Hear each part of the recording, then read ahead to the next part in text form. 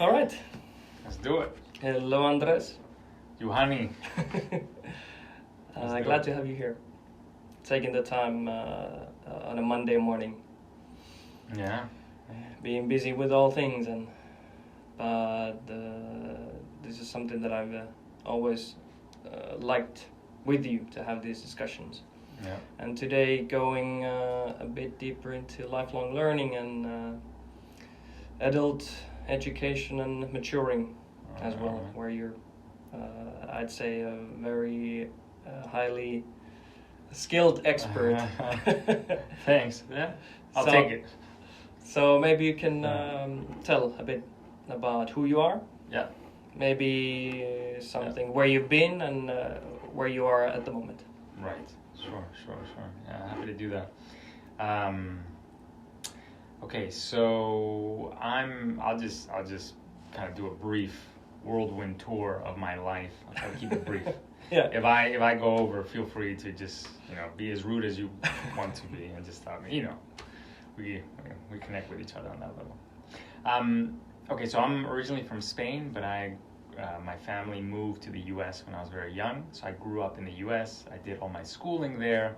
I was in the military for 3 years, U.S. Air Force.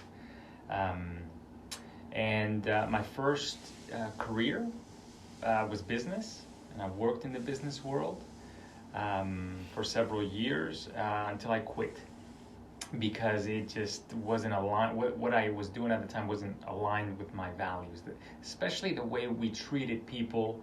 I was in a surprisingly quite a senior managerial role. I was young, but I was still. It was a small company, and the way I was treating people wasn't aligned with my own values, my own emerging values. I didn't have them yet, but I could kind of sense them emerging, and I said, something's not quite right. So I changed careers, and I ended up at Harvard University of all places to study psychology, and that's where I met the person who eventually became my thesis advisor, Robert Kegan. And you know about him. He's a psychologist, professor emeritus at Harvard, who has, he's one of the most preeminent researchers and theorists in this idea that the human mind goes through stages of maturity. But there are also ways in which most of us do not go through all of them. Right? That we don't have the right inputs in society, or we may not have the right conditions to help us mature further, particularly in adulthood.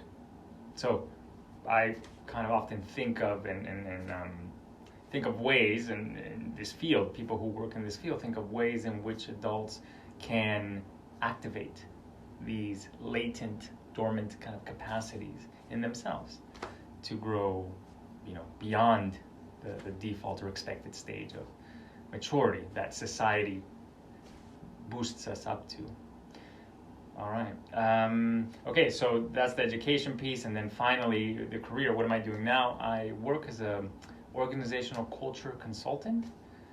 So I go into companies, large companies, and try to quickly understand ways in which people can essentially treat each other better in order to increase their everything, their trust, their effectiveness, their engagement, their satisfaction, their motivation, all of that is part of this one thing we call performance, or that contributes to performance of the organization. So, but it's a mix of all these different dynamics.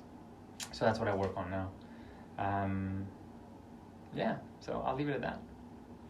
Maybe want to continue a bit from what you're doing at the moment, so kind of the framework. So you work with a bigger company as a consultant there. That's right. But then you've started your own I have. Own brand or own That's company. Right. So That's maybe a couple of words about that as well. Yeah, sure. I was I left it out just because it's in the early stages, but Mm-hmm. but let's just maybe do you see there some difference in on how you want to approach things and what you want to do Right. on your own. Absolutely, absolutely. So listen, let me see if I can. This probably be the first time I articulate this, but so I've been working in the field of culture consulting for several years, over 6 years now, and I've developed a strong understanding of how these types of companies work, these consulting companies. There's a human element that's often left out. Clients sometimes notice this. They may intuitively pick it up, and sometimes it comes across in the feedback that it's missing, kind of a human element. And a lot of the people, not everyone, but I think quite a lot of the people who work in the culture field in business, they come from business backgrounds, and fewer, but there are some, but fewer, I think, have developed a deeper psychological understanding, which I think is necessary, because you're working with human beings, you're working with interpersonal dynamics, and they're deeply human, they're deeply basic and fundamental in some way, and the issue with them being so fundamental is that if you don't focus on them, if you don't get those fundamental pieces right, then you can predict there to be, other problems in the future, because those fundamental pieces aren't addressed. So that's why the psychological understanding, I think, is really important there. Anyways, so my range of services, my consulting company, I'm calling it Back to Human, and I'm developing a model of essentially the 4 core human drives that need to be in balance. And once these are in balance, we all have them within ourselves. We have different drives, different motivations, and once these are in balance, I argue that they create the proper optimal conditions for growth, for our own evolution, our own development. And if we're to, put that into the environment of an organization, I think it can do a lot of good. And there are I'm not the first one to think at this level, but the model that I'm developing now, I think will be quite, different than what I've seen. I'm really intrigued to know the 4. Do you want to go into it now? Briefly, it would be nice to at least name those, and maybe sure. I don't know how deep is that to explain why these 4. Yeah. Okay, well, that's. Okay. We could spend a few interviews doing that, but I can tell you just to kind of, whet your appetite. But okay, so and it's complex because it's multi-layered. So you have what I'm calling the interpersonal drives. They're the ones that we practice, that we exercise, and that we activate interpersonally with another person, right? And because when you're by yourself, it feels very different than when you're with someone else. Different drives are activated, different experiences are activated. So, for instance, when we're with someone else, one of the drives is towards connection, towards building connection. So we need to activate that drive. If we don't develop that connection with others, then the relationship can never really flourish. We need to build connection, and there's a lot that goes into that. And the other side of that, I'm calling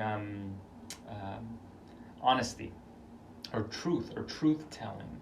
So being able to speak, about just kind of the reality, without holding back much, without kind of hiding.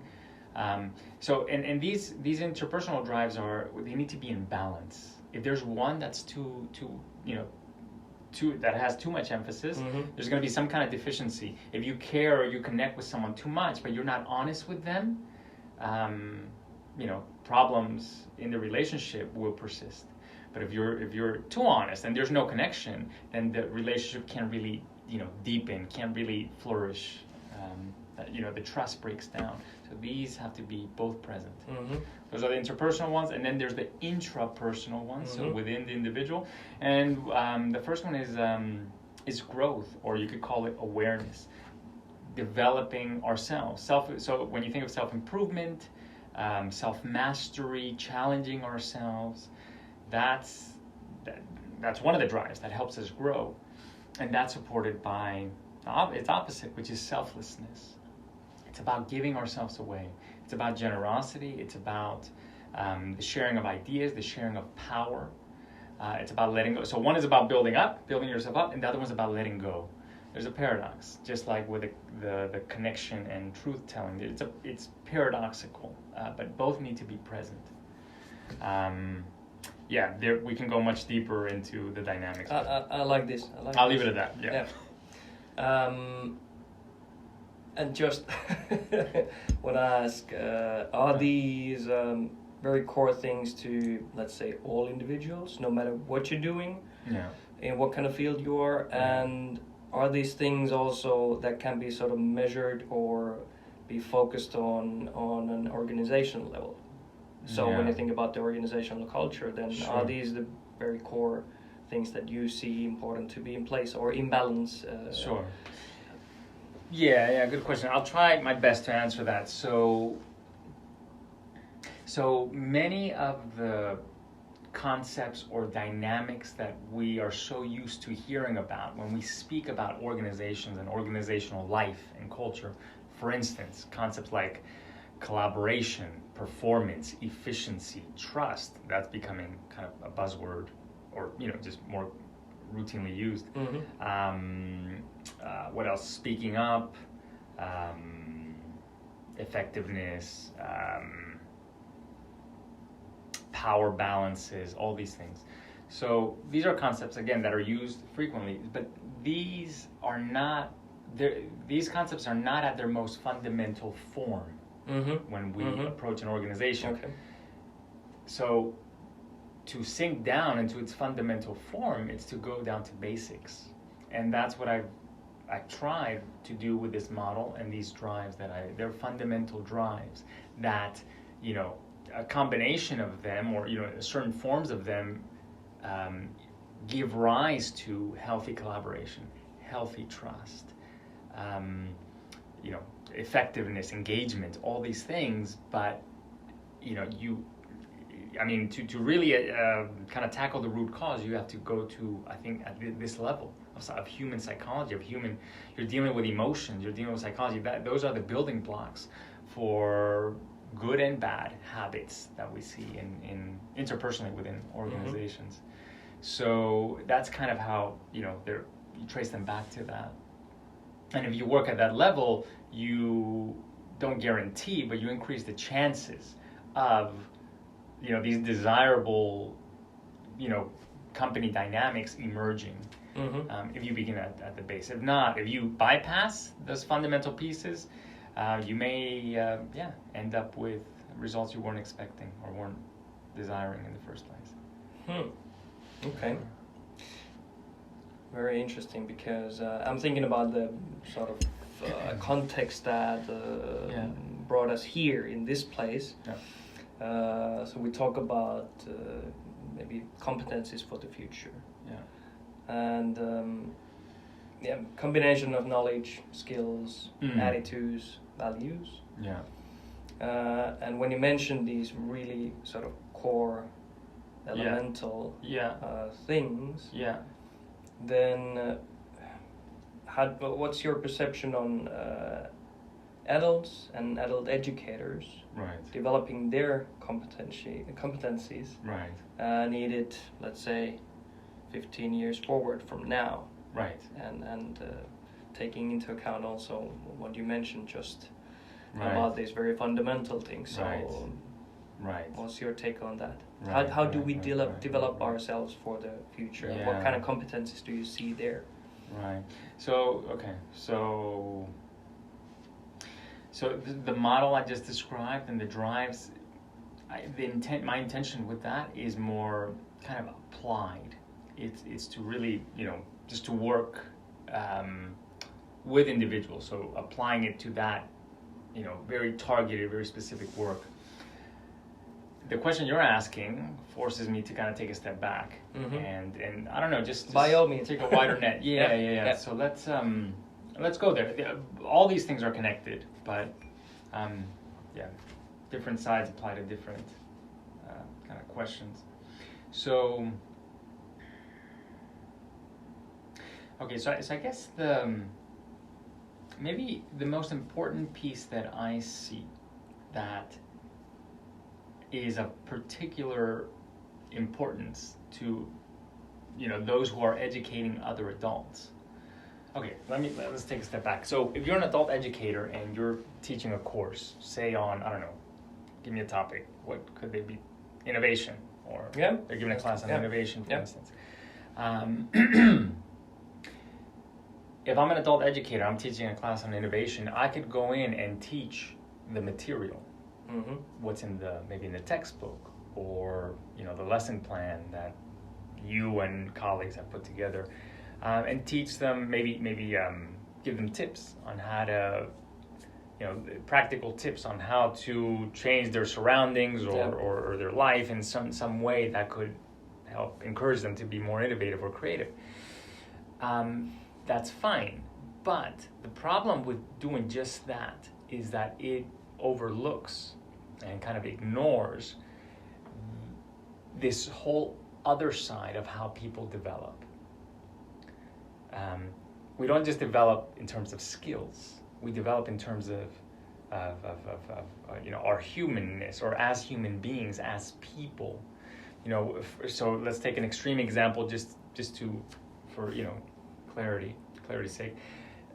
You know, when we think of people like who are exemplary moral leaders, you know, for instance, the most common ones, obviously Gandhi, Martin Luther King Jr., Nelson Mandela. You know, what do these people have that most of us do not? What is it about them? You know, what is it? Is it a matter of skills? Did they learn these things in courses? No, they have developed something internal that's invisible, and that's why it's so hard to. It's hard to talk about it, to be honest, just because it's invisible. It's intangible, but it's absolutely critical, universal, and I think it's so this inner quality. I think we can speak about it. I call it maturity. It goes by many names, but I think it's going to be the most, or one of the most. I'll say the most. I'll put my eggs in that basket. Yeah, the most valuable or important quality for us to cultivate, I think, in the coming years. Why? Because of the coming uncertainty of the years ahead, for a number of reasons: coronavirus, climate change, AI, revolution, you name it. So maturity, I guess what I'm saying is that maturity is not our defense, but it's our tool to better cope and help others and support others through these times. And again, if we ignore this, then, you know, we're missing a great opportunity for adult educators, I'm saying, to not just teach them the skills, but to support them in learning in the new world we are entering into. That makes sense. Yeah, I just started thinking how to then develop that within me, for example, as an educator. So what can I do to keep on growing and help others in doing this as well? Right. So, okay. Not to reveal all your consultational secrets, but no. I don't think there's any risk of that. This stuff is very complex, and I'll give you a sense of that, and I'll try to answer your question. Just to maybe make it a bit easier to tangible. Kind of be more tangible. Yeah. Okay, so let's see. Okay, so one of the biggest jumps in maturity that an adult can make is from, and I'm going to use Kegan's model of psychological complexity. One of the greatest jumps, greatest achievements in terms of maturity that an adult can make is moving gradually. This is not overnight. It can take years, decades, for this to make the full transition, but it's from what this he calls the socialized mind to the self-authoring mind. It depends on which model you look at. It will give you a different sense of how many adults have developed this, but it's anywhere from 20 to 40%. It's not a majority of adults, the population who make the full transition. And what does that mean? Well, when you transition from, there are two different ways of knowing, socialized mind and self-authoring. Self-authoring being the more mature version. So basically, someone at self-authoring, it's not that they're inherently better than someone at the socialized mind. They're not a better person, or a person at the socialized mind could be just that, or even more generous, kind, all these qualities of worth and import. But it's that a person at the self-authoring mind is better able to handle complexity. Why? Because their mind is, in a way, their way of seeing the world is more complex. Okay, so what does that mean tangibly? So a person at the socialized mind is caught by and is challenged by by certain things that a person at self-authoring mind is not. In a way, they can transcend the challenges found at the socialized mind. But the person at self-authoring mind has their own set of challenges. Mm-hmm. They're different. Mm-hmm. But anyways, so socialized mind, one of the defining characteristics is, in a way, when it comes time to make an important decision maybe for themselves. For instance, a kid, a young adult deciding to go to college, whether to go to college or whether to go to vocational school, or an adult deciding whether to kind of leave their job or to change careers, or to stay at their job. So these kinds of decisions, when it comes down to it, what one most needs in order to make a decision like that's ripe with uncertainty, because you don't know what's better, right? And we all face these really uncertain decisions. So what happens? So a person at the socialized mind a person at socialized mind hasn't developed yet their own kind of internal voice, their own internal judge of what's right is not fully developed. So it's weak. It's kind of a weak, softer voice. Maybe the person can't even hear it. There's nothing there, and that's in a way that happens to many of us. We just don't know. We're just dumbfounded.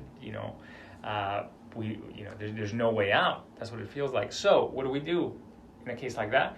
We go to important others, maybe to respected members of the family or our friends, and say, hey, what should I do? What would you do?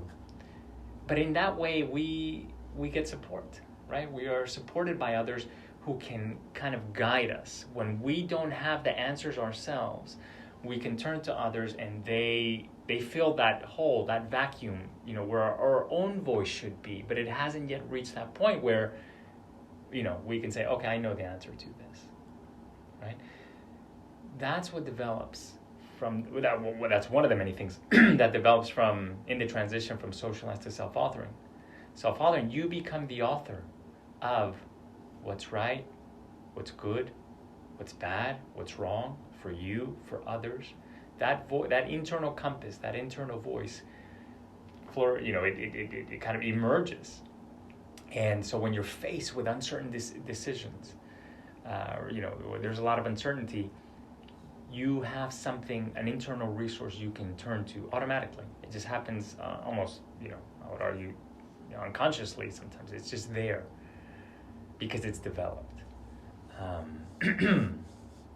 So that's, so again, if you're a person deciding whether or not to change careers, the more developed towards self-authoring you are, the less time you spend in that kind of purgatory, that kind of often painful, place where there's no clear answer. there's no clear way out, and you're at a loss and it's full of doubt. We all go through this. The closer you are to self-authoring, the faster an answer comes from within, and it feels right. You can trust it, and it's easier to trust your own self, your own voice, right? And so just to connect it to this, to the future that we face. I mean, I think this example shows us how greater maturity, can help us manage the uncertainty of the future. I don't know, and I can give, for instance, climate change. How should I prepare? Should I prepare? Should I not? What are other people going to think of me if I go, for just an extreme example, go out and live off grid in the middle of nowhere? Is that the right decision for my family?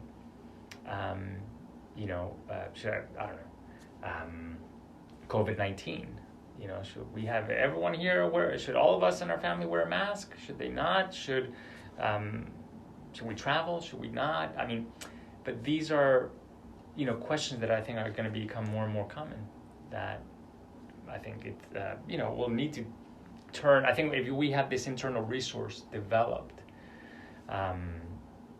that will help us, I think, manage all of these and many other questions. It's a very long, convoluted answer, I think, but yeah. And again, in my head, it sort of triggers. Okay, let's continue from here. And, because I'm interested in how would I know, have I reached self-authoring level, that I'm now operating and making decisions, and my mind is working this way. Is there a way, or is that consultants giving me a session of mapping where we are, or is that something that in the future, or more and more now going forward, an adult educator maybe should focus on helping the learners understand better, helping in reflecting on how am I sort of going forward, and learning to learn that kind of aspect more and more. How do you see us, all of us in this scenario, and developing these? Is it something that all of us can achieve if we want to? Go beyond and keep on maturing. Yes. Yeah. Great questions. Let's see which one I tackle first. So, okay, you might need to remind me of the second part. But the first part, I mean, how to assess for one's, one's own kind of where one is at. How deep? Well, there are several ways. One super practical way is, conduct, and there are different kind of individuals, experts in this field, and companies who can do what sometimes called as the subject-object interview, for instance. That's a very practical way, and that's applied in the business world and coaching settings. And by the way, this model of adult development is applied by developmental coaches who help senior executives understand this aspect about themselves, and that forms the where one is at, and them coming to terms with that, or learning more about that, it forms the basis for the coaching practice.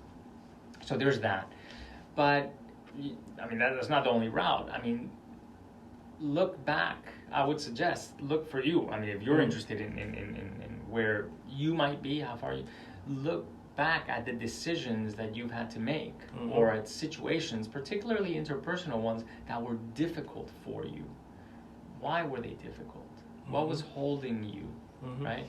And I mean, that's, again, you would need some, a good level of understanding of developmental theory, particularly these stages: socialized, self-authoring, and the next one, which is self-transforming. Just what they look like, what it feels like to be in to be challenged at the different stages. Challenge looks different at each stage. So, yeah, maybe that's not the most practical or easiest way of getting there, but it does take some understanding of this. That's why it's helpful to be with someone who can help, guide. It doesn't have to be a coach or a consultant, just a friend. Well, let's continue from that. You spoke about executives and sort of leaders in organizations, but are these things too complex for someone else in a say a minor role in an organization, or No, and that's that's a great question. So to be honest, I think executives nowadays in our world, now the executives are the ones who have the luxury of exploring themselves in this way, because that's who they have the money, the resources to pay for these kinds of programs. But I think that's not right for in the long run. It's not right. Because I think this is a universal aspect of human experience. So we should be able to talk about this, speak about, support each other in this in our mutual growth. Wherever you are, at any institution. I worked in a prison once where my kind of counterpart there was super interested in applying these ideas, these models of development with their staff who looked after the prisoners. Just to help the staff understand the prisoners possibly understand the staff. It does that. It can potentially break down those barriers of understanding, between people. That's beautiful. I like that. Yeah. So I'm thinking about educating, and sort of lifelong learning as well. What I'm hearing here quite a lot. And you mentioned earlier that instead of providing these sort of maybe detail level tips or specific tools even, or something really sort of small and to take on, then that's right. Is it more that in adult education, for example, we should focus on helping the learners, those adults, being able to go back and reflect on, okay, for example, these decisions, how did I make those, and learn from that, and what are the abilities, competencies that may be lacking and I should go towards and keep on developing. And the adult educator's role is to help in this process. Do you see it this way, or? Right. So a couple of things. I may kind of address your question tangentially. I'm just gonna move on. That's great. So, okay. So let's see. I'm gonna set out the following axiom and see where that takes us. But I feel it's right. So, as an adult educator, if you're educating other adults, you can come in and again just teach from the lesson plan. Teach them the concepts, the ideas of this external subject, whatever it is, innovation, creativity, leadership, etc., etc., etc. But that's something out there. That's something external. So it's like, so if you think of a triangle, the educators on one side, the learners on the other side, and you both are looking outwards to this subject, leadership, creativity. This is how to become a better leader. This is how to be more creative. Let's look at this thing that's, in a way, it's separate from each of us. It's not personal. It's just an objective thing out there. Development, or looking at development and maturity, has us kind of turn towards each other and look at ourselves. And it's somehow, it's in that friction that's what can support growth, human growth, right? It's looking towards each other, facing each other. And I'll say something else. So okay, fine. So we can, teach about this external concept, and you can do that through many different means, right? PowerPoint. I mean, whatever. Video. You can use all types of tools. But how do I guess to engage someone's maturity, that doesn't depend on being read to from a book. I mean, it can. You can tell them about the theory, but that won't help them change themselves. What can help them change themselves is the educator. It's how the educator holds the environment. How the educator holds the learning in that person's place in it. How the educator relates to the learner and challenges them, right? And understands them as individuals. Because maturity, I mean, to support someone's maturity, you first need to know where they are. Mm-hmm. Why? Because when we are at different kind of places or positions on our journey of human growth, we need different things, So depending on where we're going to need different things. So that's why it's important to understand where this person is, so I can best support them. So there's that kind of individualization that needs to be in place, or the educator needs to. So this is a lot of responsibility on the educator. Mm-hmm. Yeah. It's not just about teaching material, but it's about really engaging with the people individually, and to do that requires a slightly higher degree of maturity to understand that, hey, it's not just this. Teaching the material is not the only way I'm affecting these people. It's how I'm holding it. Even if I'm not aware of how I'm holding it, it's still having an effect. And when we're not aware of its effect, then oftentimes it's not supportive for the learner. Mm-hmm. So you first need to become aware, like, hey, I have an effect. How I speak, how I engage with them, all that thing, all these subtle, invisible things do have effects. Or it may be supportive, but we don't know that it might be. It could be supportive, yeah. That means sort of, if that person maybe has some natural, qualities that are supportive for growth, but the opposite could also be true. Mm-hmm. Yeah. Ooh, sounds like a big thing to do. Again, going back to how could I hold my group of learners in a best way? Yeah. And is that I need to first have the experience, sort of develop these abilities in me, right, in order to do that. Right. Or should I take a course in psychology and then go deeper? Or what's the way for me to Look, it's interesting. Life in a way is its own classroom. I think, and life has its own way of teaching us and moving us along the path. Again, some of us, it moves slower than others, but it does move us over time, So things that happen over the course of one's life, certain events, can trigger our own development. So what I'm saying is that you don't have to just think, if I don't take, X course, or if I don't study with this person or that person, I'm going to miss out on all this. Mm-hmm. No, life teaches us these things. So for instance, the death of a loved one, the birth of a child, a traumatic experience in adulthood, a near-death experience. I mean, these are extremes, but these can activate and accelerate our own growth, dealing with these very complex situations.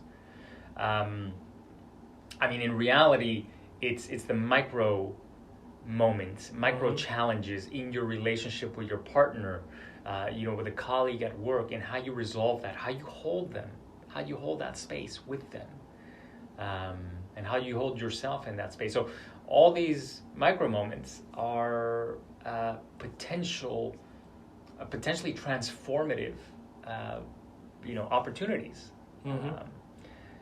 But again, I think it's very helpful to first understand that, hey, this growth thing, I can be doing it all the time. and it doesn't end, which supports this argument of lifelong learning. Yeah, I was just thinking. Right? Yeah. I mean, what is does lifelong learning mean just learning one skill after another ad nauseum until one's death? No, I don't think that's what it means. I think it's referring to, and this is just my view. Maybe you have a different view, but lifelong learning, I think it speaks to this, or it intends to speak to this quality of, kind of human unfolding, how we develop as human beings, not as innovators per se. Yeah. Wow. Are we doing on time? We have hopefully for a couple of more. I really enjoyed this. I may have a bit more time, maybe till 11:15. Yeah, something like 10 minutes or 10-15. Yeah. Whew. I want to ask, how do you see nowadays education supporting the lifelong learning, and if you see something that should be changed, what is that when we look again to the future and how to support this? Right. Maybe if you want, you can go to childhood and what are the important things there, and as we grow older, mature, right, then is there differences there, and how to in childhood? So yes, can you say a little more the connection? Well, when we think about our educational system, right, we start from quite early, in Finland, 6-7 year old, right, even in kindergarten and so on and so on. So in terms of what we've been talking about here, and it might be that as a child, right, you still don't have, or you're developing these competencies in, may that be knowing yourself, and that happens more in the teenage years, and then you move from there. But just the holding part, and what could we do in education, maybe in a better way, when going okay, got it. Yep.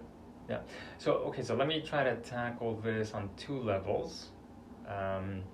So one is in a more kind of basic, but maybe more easily accessible, or I don't want to say understandable, but it's just a more basic level, which is really super important. And then I'll get a little bit deeper into the more complex ways that we can hold this.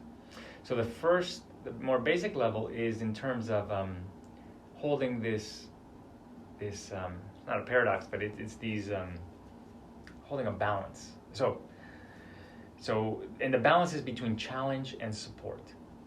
So first, as just a first step, and maybe one of the most basic and critical steps of understanding human growth is to understand that we need two ingredients. We need to be challenged and we need to be supported. Too much challenge will burn us out. We'll drown. I was going to say we won't regress, but we will maybe be stunted. Our development will stop. Why? Because we need to focus on maybe our own, survival, or managing certain threats that that are overbearing, overwhelming us. So we can't engage with our own development if there's too much challenge. And I would argue that in most contexts in our society, in the world we live in, that's where it falters. There's just too much challenge. The other ingredient is support. So in all aspects of life, and I think this one of the failings of our kind of collective understanding of adulthood is that we are fully entirely self-sufficient. We don't need any help. We don't need any support. We become our own support, and that's it. I don't think that's helpful. So we need different forms of support. So I'll say this: the forms of support that we need throughout our lives, which we do, we always need external and internal, I would argue, these change as we get older. So as a child, the support could come from your parents, maybe from friends. As you get older, yes, maybe family, but you might, kind of distance yourself from them ideologically or physically or whatever, which makes that support untenable. But other forms of support could be some kind of mentor as an adult, having a mentor, someone older, someone more mature than you are, to help hold you, to give you support in challenging life situations. In our society, therapists sometimes take that role. It doesn't have to be one. Coaches can take that role. It could just be a really good friend who can speak to you with both honesty and with care, right? So anyways, so support. So again, this is the basic principle. As a child, we need challenge support. I'll tell you what that looks like. I have a 3-year-old son. He was almost 3, and I was with him at the pool the other day. And I was reflecting during that time and afterwards, okay, how can I do both with him? How can I apply both a sense of challenge and a sense of being supported in learning how to swim or learning how to be in the water? And, and one of them is to simply just let him be by himself in about, I don't know, half a meter of water or a little bit more. I mean, if he falls, and he did a few times, he fell, he tripped, and he fell. He can't swim, so he sunk, and he took in some water. But I was there immediately to lift him up, right? So there's a sense of challenge, sense of risk, but not to the point that it will overwhelm him. I'm always there, and I let him know, I'm always here for you. I'm not turning I'm not going to look anywhere else. I'm here, focused on you. Nothing's going to happen. I've got you. But it's up to you now. See what this is like. Feel, just being in the water. So it's that balance. And what's the result? He loves it. He keeps wanting to go back to the pool and experience it more. And but again, this is a microcosm. And gradually he learned to cope himself there, and doesn't need you being around all the time. Exactly. And there are ways that I can do either, I can apply too much of either ingredient. I can be over supportive, always holding him so he doesn't fall. That won't stimulate his own development. I can be very challenging, like my father was. Hope he doesn't watch this. But he just threw me in the pool when I was little. And I still remember that, 30 whatever years later. But you learned to swim. Not then. Yeah. I think I don't think that helped much. Yeah. And not only did it not help, I had to learn many years later how to swim with someone else but it's an image, it's a memory that I have of my father just throwing me in the water, and it's like, dude, really? I mean, I think about it now with my son. I'm like, I can't. I don't think that's the right way. That's too much challenge. Okay.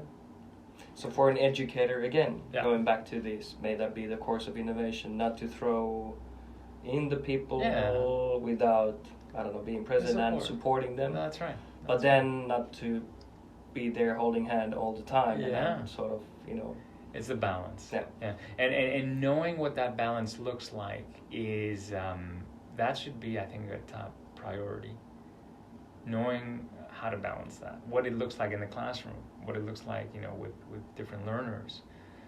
But that, once you find that kind of a sweet spot, I think that's really important. Could there a mentor or someone else help, let's say, an educator? Yes. To better understand how I'm doing these things and help in. Absolutely. Or a peer educator, someone else to. Absolutely. A mentor who's not just that they're, let's see. Yeah, I guess a mentor who can more easily or, has more experience with identifying this intangible, hidden dynamics between learners and educators. To help guide the educator and say, hey, look, you may not see this, and that's okay. That's what I'm here for. But there's this dynamic that you are building, and this is what it seems to be leading to. What do you think? And let them kind of, give their input, and slowly, in a way, the mentor is helping them build a bridge from their understanding now to kind of a deeper understanding of this experience. Wow. How much time do we have? Just maybe at least one more minute to. Sure. It could be a yes or no question. I think it's somewhere in between. My hypothesis here. Sure. So, doing this face to face or online. Yeah.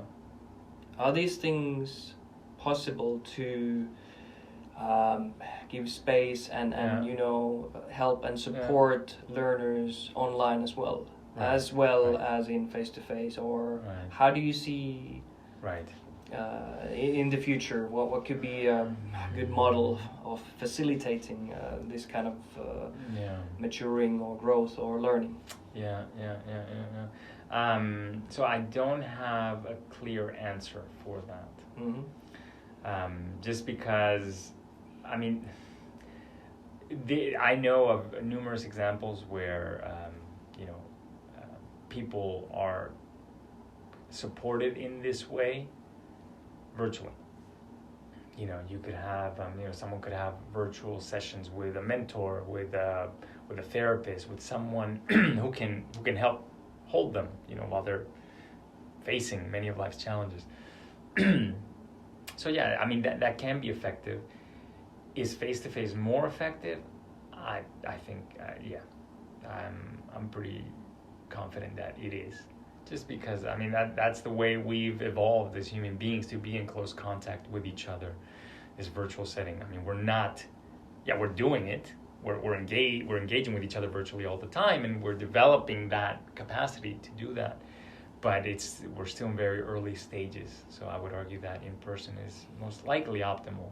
But again, I'm not 100% confident that that's the case. In my opinion, may change, but that's where I stand at the moment.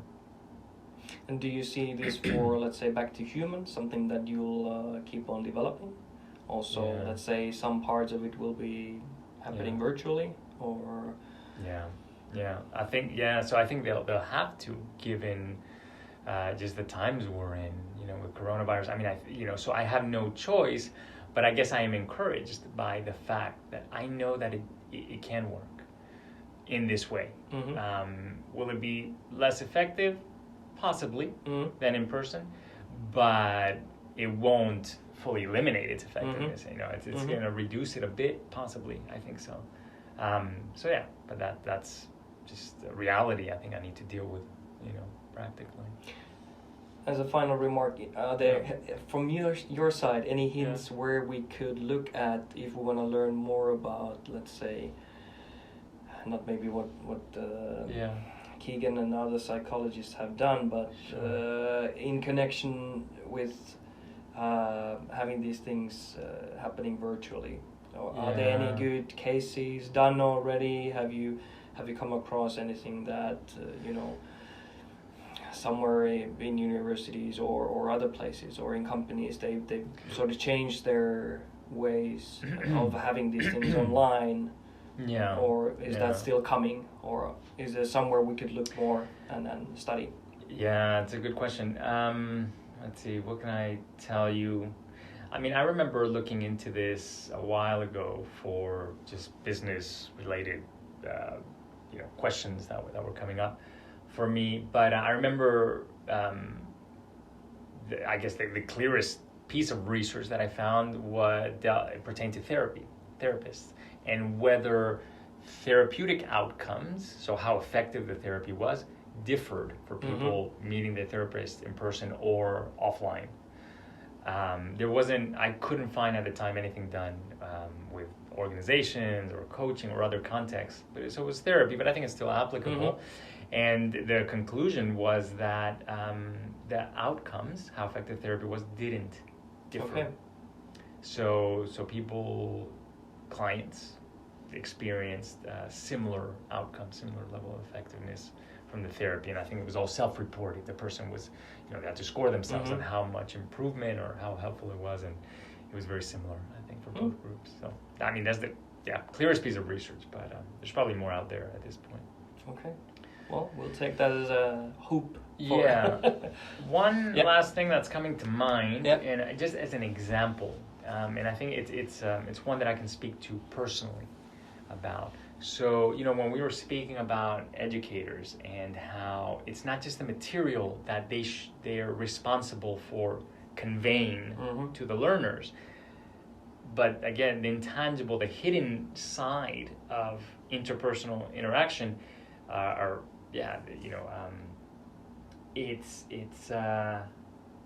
that's equally or more important, I would say. I just want to give an example of what that looks like in a business context. So one of my responsibilities as a culture consultant is to present the results of culture assessments to the leadership team, the executive board, and companies. And,